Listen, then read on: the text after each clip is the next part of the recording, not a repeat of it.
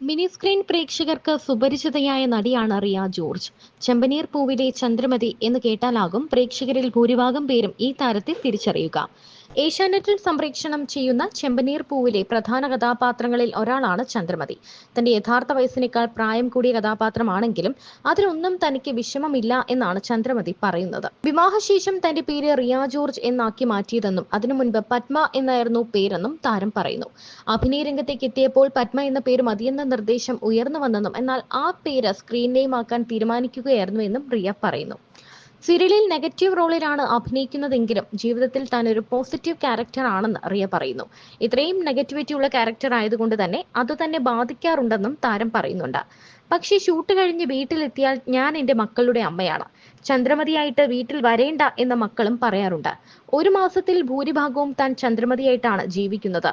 Switch on switch off മോഡിൽ മുന്നോട്ട് പോകുന്ന അഭിനേതാക്കളുണ്ട്. പക്ഷേ ആ മെത്തേഡ് തനിക്കറിയില്ല. അഭിനയം കഴിഞ്ഞാലും ആ ക്യാരക്ടർ കൂടെ ഉണ്ടാകും. എവിടെ റിയ എന്ന് ഞാൻ തന്നെ അതിശയപ്പെട്ടിട്ടുണ്ടെന്നും താരം പറയുന്നുണ്ട്. ഫ്ലൈറ്റ് അറ്റൻഡന്റായി ജോലി ചെയ്തിരുന്ന റിയ ആ ജോലി ഉപേക്ഷിച്ചാണ് അഭിനയ മേഖലയിലേക്ക് എത്തിയത്. കഴിഞ്ഞ 4 വർഷത്തോളമായി സീരിയൽ രംഗത്ത് സജീവമാണ് താരം. അതെ, സ്റ്റേഡിയമിൽ ഞാൻ പ്രാക്ടീസ് ചെയ്യുമ്പോൾ പുള്ളിക്കാരൻ വന്ന് പ്രാക്ടീസ് ചെയ്യും. അങ്ങനെ കണ്ണും കണ്ണും നോക്കി. ലൈക്ക് മൈ 12th സ്റ്റാൻഡേർഡിന്റെ പ്രേമം. അതാണ് നമ്മൾ പിന്നെ കല്യാണം കഴിച്ചത്. ഓ, ഇപ്പം രണ്ട് കുട്ടികൾ. Okay okay okay. അപ്പൊ നമ്മുടെ ചെമ്പനീർ പൂവ് ഹിറ്റ് ആണ്. അതിന്റെ ഒപ്പം തന്നെ നമ്മുടെ ആരാണ് ചന്ദ്രമതിയും സച്ചിനും എല്ലാവരും ഹിറ്റ് ഹിറ്റ് ഹിറ്റ്. എന്താണ് സന്തോഷം? എനിക്ക് തോന്നുന്നു TRPയിൽ ഏറ്റവും ഫസ്റ്റ് പൊസിഷനിൽ നിൽക്കുന്നത് ചെമ്പനീർ പൂവാണ് അല്ലേ? അതെ അതെ. റിയ, എന്തൊക്കെയുണ്ട്? സന്തോഷാണോ? എനിക്ക് ഭയങ്കര സന്തോഷമാണ്. ഒന്നാമത് ഈ സീരിയൽ എനിക്ക് കിട്ടിയത് തന്നെ ബിക്കോസ് ഈ ക്യാരക്ടറിന് വേണ്ടി കുറെ സീനിയർ ആർട്ടിസ്റ്റ് ഞാൻ നോക്കി വെച്ചത്. പിന്നെ ഒരു റിസ്ക് എടുത്ത് എന്നെ സെലക്ട് ചെയ്തു. ഞാൻ അത് I came up to the producers expectation, ഡയറക്ടേഴ്സിന്റെ എക്സ്പെക്ടേഷൻ ഞാൻ മീറ്റ് ചെയ്തു വിചാരിക്കുന്നു.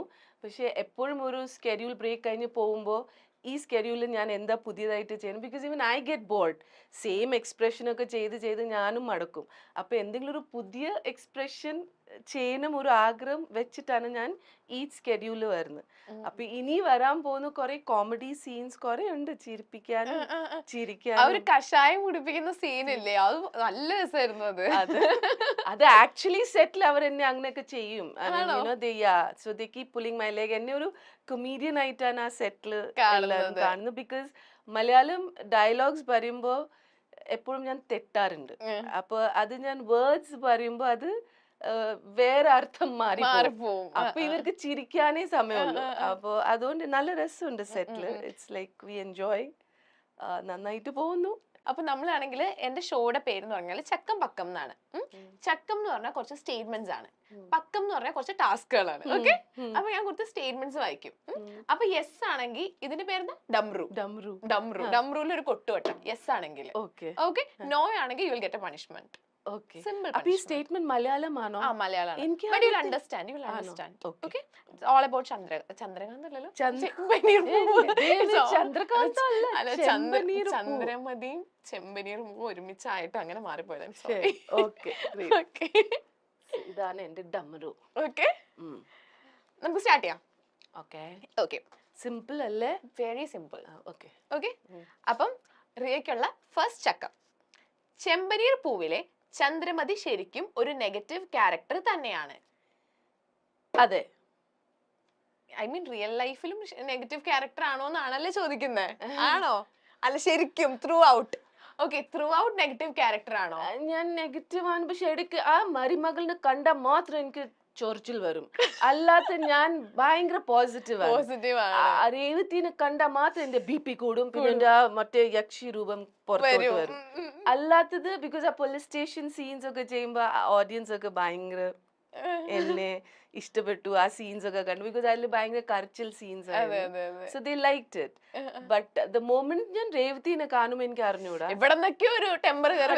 ഞാൻ എന്റെ ഡയറക്ടറും റൈറ്ററിനോട് പറയും എന്താ കാരണം, ഞാൻ എന്തിനാ സച്ചിനെ ഇങ്ങനെ ഹേറ്റ് ചെയ്യുന്നത്. പക്ഷെ ആ കഥ അറിഞ്ഞു. പക്ഷെ അതിലൊരു ലിങ്ക് ഉണ്ട്. നമ്മളിനി അത് അൺഫോൾഡ് ആവും. അത് എന്താ കാരണം അത് അറിയും. Okay, next question. So now just once again, if it is yes I should not do or yes ആണെങ്കിൽ yes ആണെങ്കിൽ you will have to okay, ഇതെല്ലാം റിലേറ്റഡ് ടു ദ സീരിയൽ അല്ലേ, Yeah. പേഴ്സണൽ അല്ലല്ലോ? No no no no personal ലൈഫിൽ ഞാൻ ഭയങ്കര positive ആണ്. ആണോ? Okay, next question. മക്കളിൽ ഒരാളോടാണ് കൂടുതൽ സ്നേഹമെങ്കിലും ഞങ്ങളുടെ സച്ചിക്ക് ചന്ദ്രമതിയോട് ഉള്ളിൽ നിറയെ ഇഷ്ടമാണ്. ഇഷ്ടമുണ്ടോ സച്ചിക്ക്? ഇഷ്ടമാണ്. ആണ്. ആണ്. ഒത്തിരി ഇഷ്ടമാണ്. അതെന്താണ് പറയുമ്പോ ഒരു സങ്കടം? എനിക്ക് പേഴ്സണലി എനിക്ക് ഇഷ്ടമാണ്, പക്ഷെ സീരിയൽ എന്നോട് ഇഷ്ടം ഇല്ല പറയാം. എനിക്ക് കാണിക്കണ്ട. But as a person I like him a lot. പിന്നെ സീരിയലിലും ഇടയ്ക്കിടയ്ക്ക് ഞാൻ ആ ഇഷ്ടം കാണിക്കുന്നുണ്ട്. ബട്ട് പിന്നെ ഞാൻ അത് പിടിച്ച് പിന്നെ മരുമോൾ രേവതിനെ കാണുമ്പോ ഇഷ്ടം പോവല്ലേ? അല്ല, there is something which is there. അത് ഡിസ്ക്ലോസ് ചെയ്തില്ല. ബട്ട് എന്തോ ഒരു കാരണം കൊണ്ട് എനിക്ക് അയാളെ ഇഷ്ടമില്ല. ഇപ്പോൾ അറ്റ് ദ മോമെന്റ് കാണിച്ചത് അവന് ജുവനൈൽ കോർട്ടില് ഏതോ ചെറുപ്പത്തില് അവൻ എന്തോ ഒരു കാര്യം ചെയ്തിട്ട് അവൻ ജയിലിൽ പോയി കിടന്നതാ. അപ്പൊ അതിന്റെ ഒരു ദേഷ്യമാണ് അവനോട് കാണിക്കുന്നത്. പക്ഷെ ആക്ച്വലി അവൻ അല്ല ക്രൈം ചെയ്ത്, വേറെ ആരോ ചെയ്താണ്. പക്ഷെ അവന്റെ തലയിൽ വന്ന് അത് പിന്നീട് ഡിസ്ക്ലോസ് ആവുമായിരിക്കും, എനിക്ക് അറിഞ്ഞൂടാ.